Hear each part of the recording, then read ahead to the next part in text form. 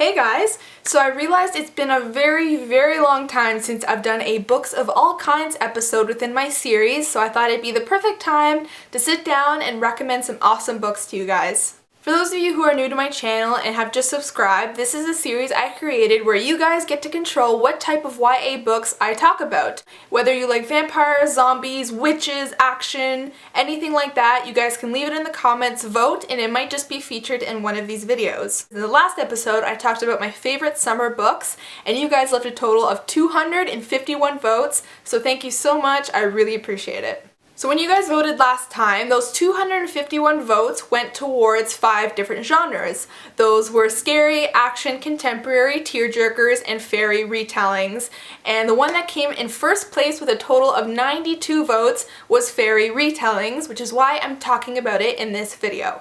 Now, there's also a reason why I'm talking about dark YA too, because there's only one dark YA book that I feel could be my favorite, and that's kind of sad. It's a series I don't read as often, so for that reason I'm combining it with fairy retellings in order to make a longer and more content-filled video. Tearjerkers came in second with 71 votes, so I'm going to talk about those books in my next episode. Now, for the voting in this episode, you guys either have to vote for action, scary, or contemporary. But if you guys don't want to see those, leave another one in the comments and it might be the one that gets the most votes. So it's either those 3 options I just said, or pick a new one and it might just be chosen for the next episode. In the comments of the next video, the top 2 ones that were voted in the comments down below on this video are going to battle it out again, and it'll just keep continuing. So choose your favorite genre, either the ones I mentioned or one of your own. Leave them in the comments of this video and it will be featured in the comments again of the next episode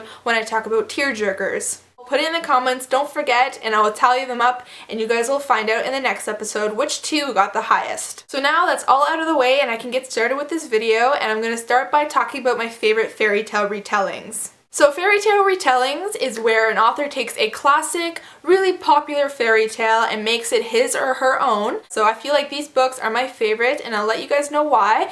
And if you've read them, let me know in the comments. And yeah, don't forget to leave the genres. Thank you again for watching and commenting, and now I'm gonna get started. Alright guys, so these books are in no particular order, they're just random, so I'm going to start with Ice by Beth Durst, and this is the retelling of a Norwegian fairy tale that's not so famous or popular, but it's called East of the Sun and West of the Moon. This book follows a girl named Cassie who listened to her grandmother tell her a fairy tale about her own mother, and now looking back she realizes that was only a way to cover up the fact that her mother had passed away. The fairy tale is that Cassie's mother made a deal with a polar bear king, which led to her to have to being swept away to the ends of Earth into somewhere far away. On Cassie's 18th birthday, she comes across a polar bear that is basically human because it talks to her. The polar bear tells her that her mother is far away in prison, and the only way she can be released is if Cassie becomes the polar bear's bride. So this is the story of Cassie in her almost real-life fairy tale as her world meshes with the fairy tale that she grew up with and it becomes real life. At times it's a little strange and a little weird,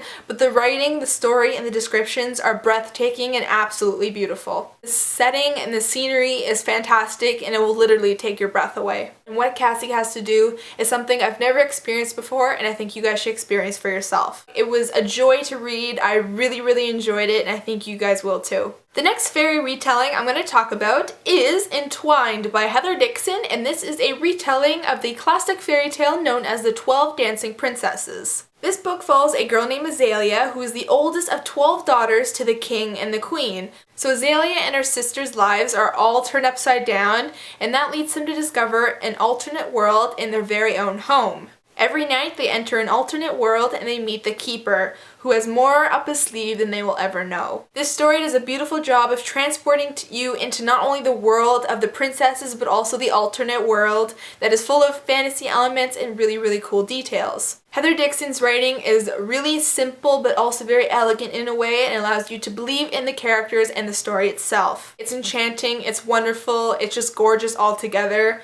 The cover gives you a taste of that. This gorgeous cover is just as beautiful as the story is, so definitely check it out. I don't think you'll regret it. So I have 2 more books to talk about. I'm going to talk about them kind of at the same time because they're by the same author, and those books I'm talking about are Sisters Red and Sweetly by Jackson Pearce, and these are both really solid fairy retellings. The first one I'll talk about is Sisters Red, and this is a retelling of Little Red Riding Hood. So there are so many elements put into this that make it one of a kind, and I highly recommend it because the plot twist and the concept is unbelievable. As you can tell from the title, this book tells the story of two sisters known as Scarlet and Rosie, and Scarlet is the oldest of the two, and when they were younger she protected her little sister Rosie from a werewolf attack, and that resulted in her losing one of her eyes. Because of this, Scarlet has a vengeance and wants revenge on this species. She wants to lure in these werewolves and basically get rid of them altogether. Rosie, on the other hand, isn't as committed to this as Scarlet is. The only reason why she stands beside her sister and helps her and fights these werewolves with her is because Scarlet saved her life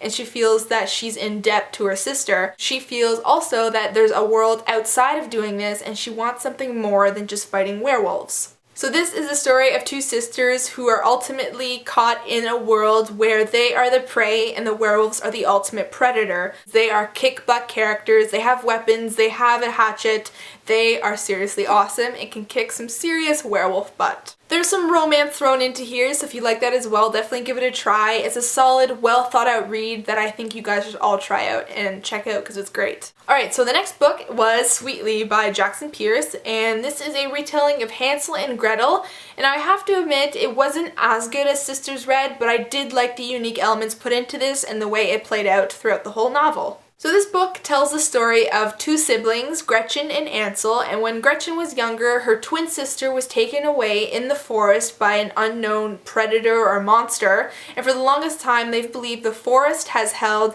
dark, deep secrets that is what caused their sister's disappearance. Later on, when they're older, their stepmother actually kicks them out and they end up living in a place called Live Oak with a woman named Sophia Kelly who is a candy maker. The siblings forget about their dark past once they're swept away into this different alternate place filled with candy and beauty, but one thing leads to another, and when Gretchen meets a mysterious boy named Samuel, they both discover something that they will never forget. It had its creepy moments, it had its plot twists, it had its similarities to Hansel and Gretel, but altogether Jackson Pearce made it her own and something that was so much fun to read. This, as a novel, I did enjoy and I think you guys would like it too. That has some great unique elements that I think you guys should not miss out on.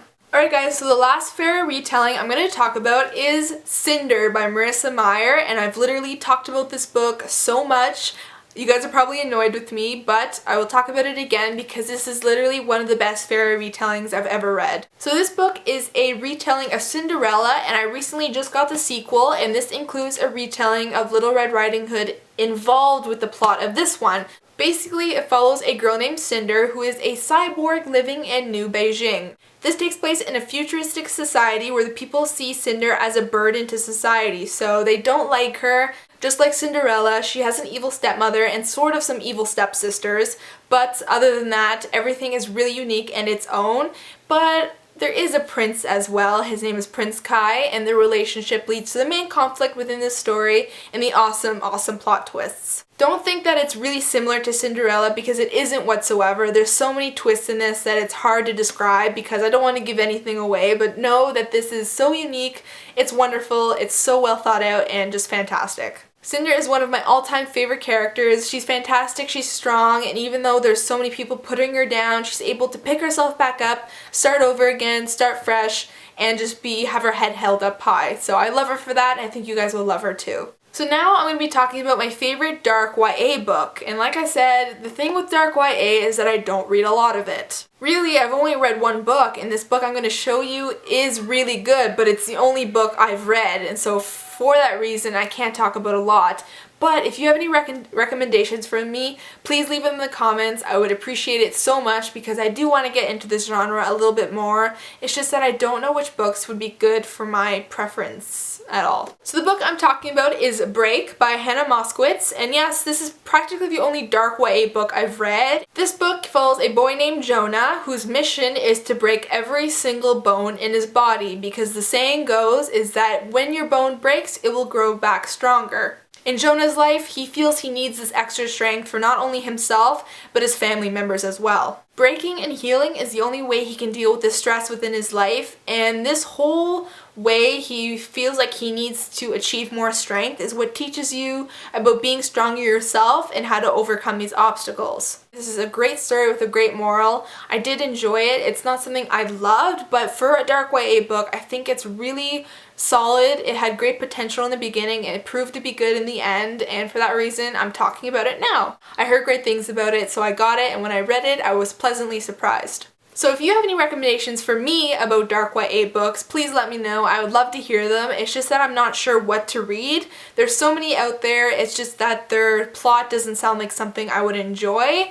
But I'm not sure. I just haven't read a lot of them, so I can't judge them based on their summary. So yeah, don't forget to leave the genre in the comments below. Thank you so much again for watching and voting and liking and subscribing. I really appreciate it, and I'll see you in my next video. Bye!